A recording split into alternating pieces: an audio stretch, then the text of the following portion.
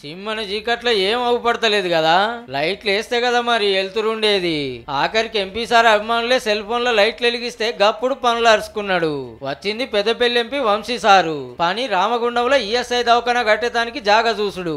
అట్లని చెప్పకుండా చేయకుండా వచ్చిండా అంటే ఒక దినం ముందే కలెక్టర్ ఆఫీస్ కు ఈఎస్ఐ ఆఫీసర్లకు మతలబు పంపిన సార్ వచ్చేయాళ్లకు లైట్లు లేవు, సరిపోని కుర్చీలు లేవు, టెంట్లు లేవు. ఇంత అన్యాయం ఉంటుందని కాంగ్రెస్ కార్యకర్తలు సార్ అభిమానులు మస్తు గరమైన ఆఫీసర్ల మీద.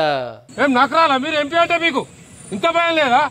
చీకట్లో తీసుకొస్తారు. ఇది వేటోళ్ళకైతే లైట్లు పెట్టారు, తెలంగాణ పొద్దుదాకా రాత్రి ఒకటికి లైట్లు పెట్టారు వాళ్ళకు. అదే చీకట్ల జాగం చూసి ఉన్న ఆఫీసర్లతోటి మాట్లాడి వివరాలు తీసుకున్నాడు. ఇక దాదాపు 7 సంవత్సరాలు పక్కకు పెట్టిన ప్రాజెక్ట్ ని మళ్ళీ ముందుకు తీసుకొచ్చి శాంక్షన్స్ క్లియర్ చేయించి టెండరింగ్ ప్రాసెస్ వరకు తీసుకురావడం జరిగింది.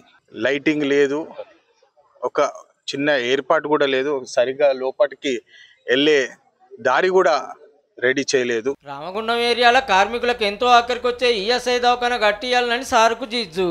ఏడాది కాంచి ఢిల్లీలో ఎన్నో పైరోలు చేసి సెంటర్ మంత్రితో మాట్లాడితే గప్పుడు ఓకే అయింది. 10 రోజులైతే పార్లమెంట్ చాలా అవుతుంది. మళ్ళోపరి సభలు ఎల్లబెట్టి జప్పున దవాఖానా కట్టేటట్టు చేయాలని వివరాలు తెలుసుకుంటానికి వస్తే ఈడ మనోళ్ళ కథ గిట్లు ఉంది.